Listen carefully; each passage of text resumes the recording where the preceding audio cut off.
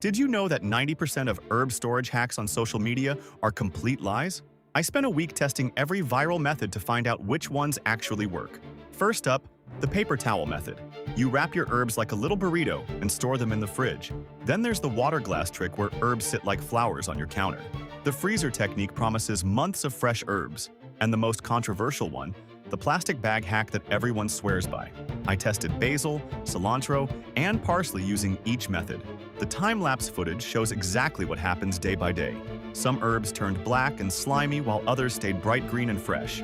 Here's the science behind it. Plants keep breathing after you pick them. They release moisture and ethylene gas, which speeds up decay. The winning method controls both of these factors perfectly. The smell test revealed some shocking results. 2 methods made herbs smell like garbage, while one kept them smelling garden fresh for 7 full days. The taste test results will surprise you even more.